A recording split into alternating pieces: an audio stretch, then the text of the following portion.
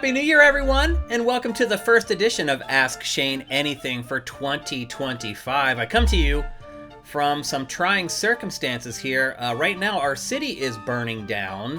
I do live in West Los Angeles, where the fire is creeping, and to be honest with you, if I look out my deck, I can easily see the fires just a couple miles away.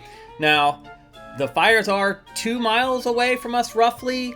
I don't think the fires can jump over 2 miles of concrete. At least I hope not. So we're sitting tight. A lot of our friends have not been so lucky. Just so you know, just want to get it out in the community here. Marcus Beer and his wife lost their house. It is burned down. As of right now, there's not a GoFundMe going. That may change soon. If it does, I'll be sure to put that out into the community. But I just want to let you guys know that for the most part, I believe my wife and I are safe. Maybe we should be more concerned than we are. Again, we can see the fires from our deck clear as day.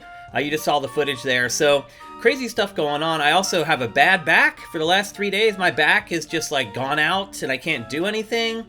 So anyway, that's a big reason why we didn't do Game Face this week, because my back has just been shot. I literally move around like I'm 90 years old right now. So some crazy stuff going on. That's not going to stop me from doing this show. Ask Shane Anything is here. Thanks to all you guys who are pledging at $7 or more per month. You guys make this show happen. If you like the show, you want to see it continue, maybe consider bumping up your pledge. Great questions you guys have asked me while I was gone. Let's get straight to them.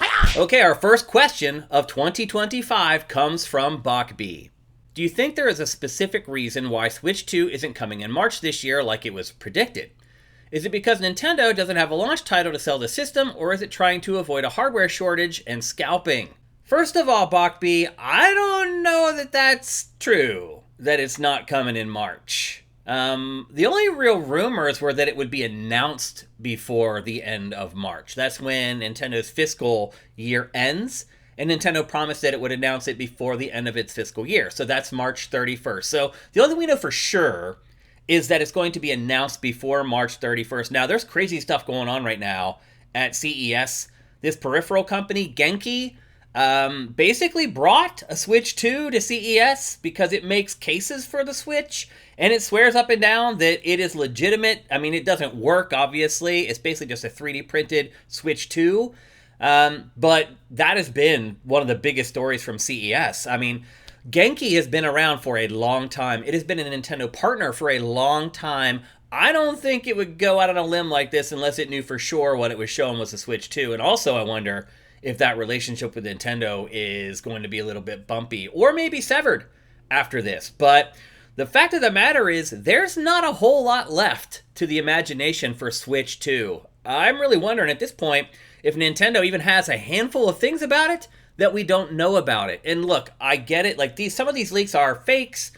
3D printers, people can print anything. The Genki stuff, to me, to be that big of a company and produce that stuff and go to a huge trade show like CES and tell people this is Switch 2, they have to be like 99 to 100% confident that that is what the Switch 2 is. So while some of the other leaks around Switch 2 I kind of blew off and ignored, the Genki stuff, I mean, you can see, we put a video up on our site. We wouldn't have done that if we weren't confident in that information. So I think, honestly, the Switch 2 is going to be announced very, very soon. Like in the next week or two soon. And I honestly think it might still be on the table that the thing does launch before March 31st. Now, again, rumors are coming out of CES right now that it's coming in April. And again, that could be totally made up and totally fake. But I'll just say this.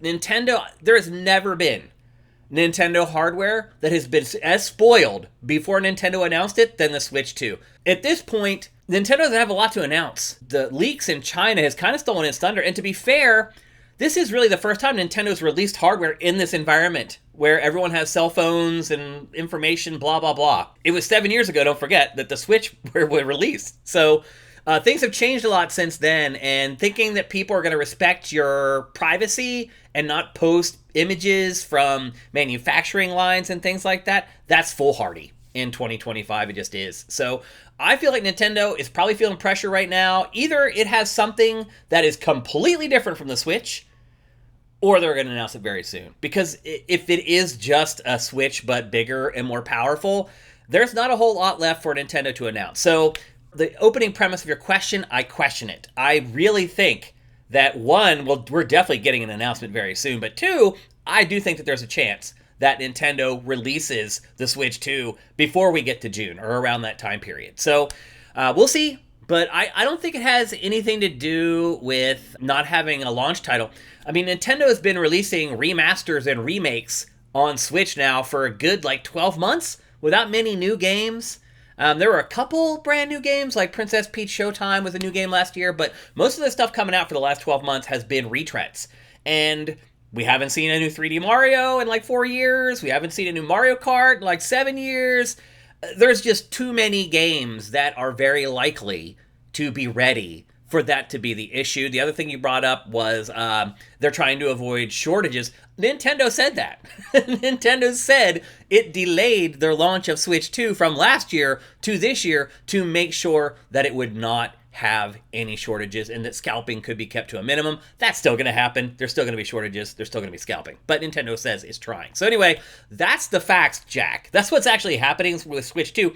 And one thing I will say is, I cannot believe how uninterested people on SIFTD are over Switch 2.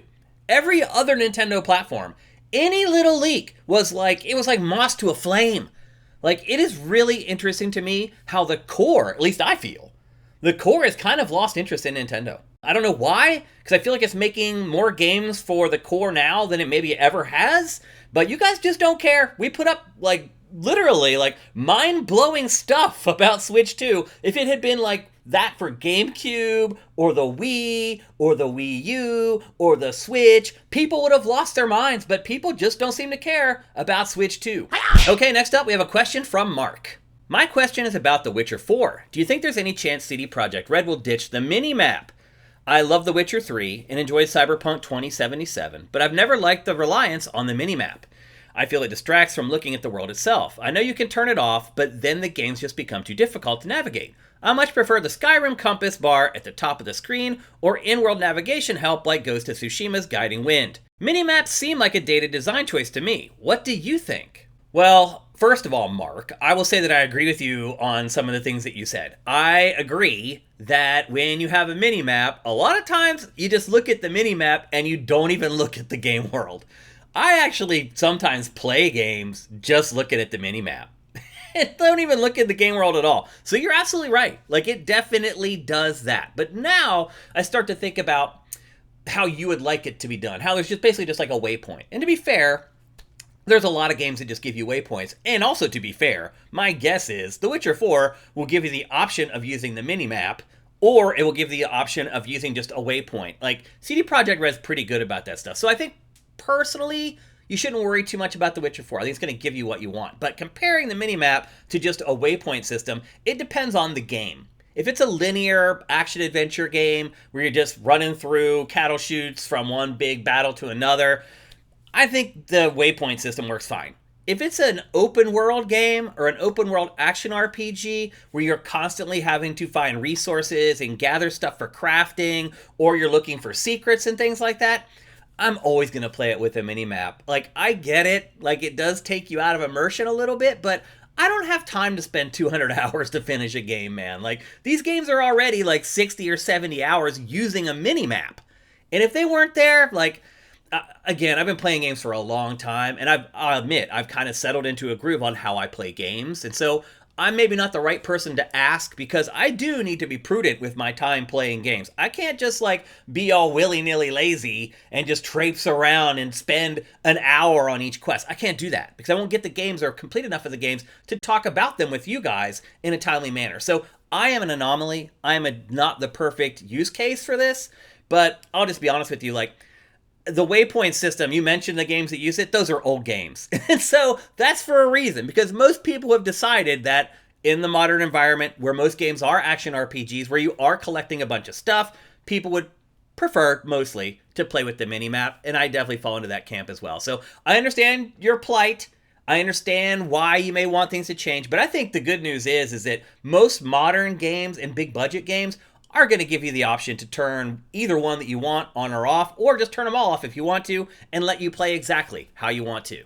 Okay, our last question for the first episode of Ask Shane Anything for 2025 comes from, of course, Kevin. Happy New Year! Happy New Year to you, Kevin. What are your video game related predictions for 2025?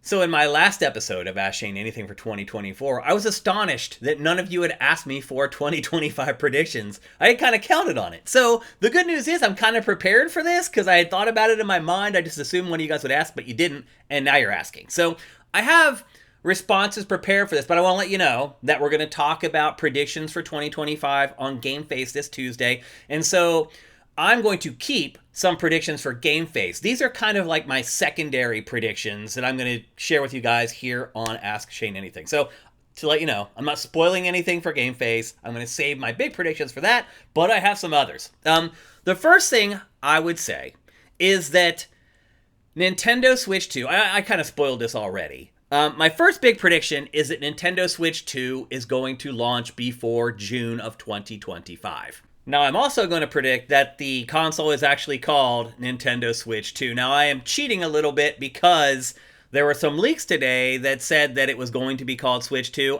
I honestly thought it was going to be called Switch 2 all along. You can rewind back and watch Game Face when Matt and I talked about it.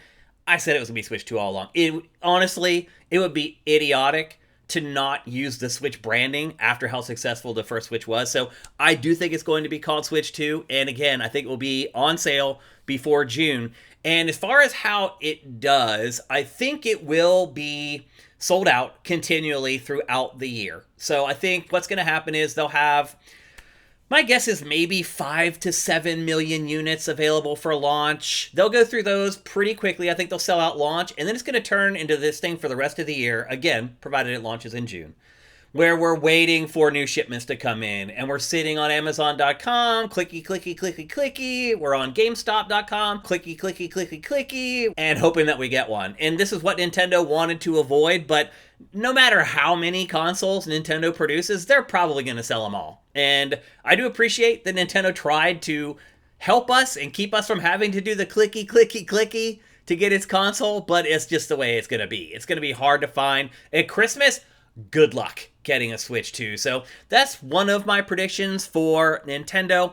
Moving on to PlayStation, I think the big thing for PlayStation this year is that it is going to shorten even further the gap between releasing exclusives on PlayStation 5 and then releasing those exclusives on PC. So a good example to compare it to is that Marvel Spider-Man 2 is coming out this month, basically around a year after it released for PlayStation 5. I think you're going to see that window get shorter here coming up in 2025. I think that window is going to shrink to like 8 or 10 months. And I think eventually you might get to a point where PlayStation exclusives launch on PlayStation and then like 3 months later, they're coming out on PC. So I think that will be one of the big sort of the shifting sands for PlayStation in 2025. I also think that by the end of the year, rumors will start swirling, or maybe even it will be reported that PlayStation is starting to consider releasing its exclusives on Xbox the same time it releases the games for PC. And it may start out staggered where PC's like 10 months and Xbox Series X is a year or something like that. But there's so much money being left on the table hoarding your games to your platform. Like, even PlayStation is going to realize that eventually it needs to change with the times. So I think by the end of the year, we're going to start hearing rumblings that, hey, maybe PlayStation exclusives are going to start coming to Xbox. Now, let's jump to Xbox. I have other predictions we're going to share on Game Face for Xbox, but the one I'm going to share here is that I believe that 2025 Xbox will have the absolute best exclusive lineup of games. So if you just watched our SIFTD Game of the Year awards for 2024, we have an award there that's best platform, and generally I award that to the platform that has the best exclusives. Where I'm sitting right now, I feel like I'm probably going to be handing that award to Xbox at the end of 2025. It has an incredible lineup of exclusive games. Now, keep in mind, some of these may not make it this year, and some of these are multi-platform, already announced for PlayStation 5. But I do think what you're going to see with that is much like what Xbox is doing with Indiana Jones. 3-month window. Exclusive on Game Pass, Xbox Series X for 3 months, then it comes to PlayStation. I think you're going to see that with all these games. And just listen to this rundown of awesome games that could and probably should launch for Xbox exclusively in 2025. First up, we have Fable 4. That game has been in development for a long time. We've seen a ton of it. It should come out this year. Avowed. That game is confirmed to come out this year. In fact, it's coming here in the next couple of months. Doom, The Dark Ages. I think that may be one of the first games that does the 3-month window like Indiana Jones did. I think you may get a 3-month exclusivity window for the new Doom on Xbox and PC before it launches for PS5. They haven't said that. They have only said that PlayStation 5 version is coming. There's Gears of War E-Day. To me, this is the one game that probably doesn't make it in 2025. Probably is a 2026 game, but there's a possibility. There's Perfect Dark, the reboot of Perfect Dark. He's now had like 3 development teams working on it. That game's been in development for a while. They showed us a big chunk of gameplay quite a while ago last year, which shows you that the game is pretty far along. So I think Perfect Dark comes out this year for Xbox. Then there's Everwild, which is Rare's crazy like animal taming game that no one really knows what it is. Everwild, we thought it was dead, but now rumors are swirling it's not dead, and in fact it's coming back, and Rare's been working on it all along. That game could absolutely come out this year. I wouldn't be surprised at all. There's The Outer Worlds 2, which again, I think that's another game that gets like a 3-month exclusivity window before it goes to PlayStation. And then there's State of Decay 3, which has been in development for long enough that it could conceivably launch this year. And then there's other surprises. There's other Game Pass exclusives coming to Xbox. There's other games that could potentially still launch this year that I haven't even mentioned here. I think Xbox is primed to have an absolutely excellent 2025, and I think it's on track, provided things don't go completely awry, to be the platform of the year for 2025. And then finally, on a general note on the industry prediction, my other prediction for PC is that PC continues to grow. Just the interest around all the NVIDIA stuff from CES this week on SIFTD has been like eye-opening. Like, SIFTD is kind of a PC gaming website at this point. And I've seen so many comments on the site lately. People are saying, you know what? Like, I don't think I'm getting a console next gen. I think I'm just going to go to PC. And if the other things that I said, I predicted, come true, meaning PlayStation shortens that window on PC, Xbox, of course, is going to continue to release its games day and date on PC. It's a pretty compelling argument to build yourself a personal computer. Now, again, it's really expensive to build a PC, and I'm really, really pissed off that the new GPUs that NVIDIA announced, basically, like I could get a 4090 for the same price that I bought a 4070 with. That bugs the crap out of me. I get it. Hardware, there has not been a hardware jump like that in a long time. Again, that's from DLSS 4. I feel burned having bought a 4070 late last year when I could now spend the same money and get the equivalent of a 4090. Again, I get that's how it works. It doesn't usually work that way. There usually aren't that kind of leaps from one year to the next, or from one model of NVIDIA's GPUs to the next. I feel a little bit burned by that. Still, though, that's $550 just for the GPU. So the price is always going to make people cautious about jumping to PC, but I do think we'll see a big surge of people jumping to PC in 2025. So there you go. Those are my predictions for 2025, or at least some of my predictions for 2025. Okay, that's it for the first episode of Ask Shane Anything for 2025. Again, if we get a GoFundMe going for Marcus's house and all the fire, it's insane here. It's really crazy, honestly, what's happening. Like, last night, the sunset looked like the apocalypse. It was really scary. So anyway, we're just getting by here. A reminder, Game Face is coming back on Tuesday. It'll be the first episode of Game Face for the year. We'll do predictions and some other fun stuff. Tell you about what we did over our holiday break. Hope you guys had a great holiday season. Hope you got everything you wanted for Christmas or whatever you celebrate. Hope you had an awesome and safe New Year's Eve. We are ready to rock for 2025, and I appreciate that you guys are along for the ride.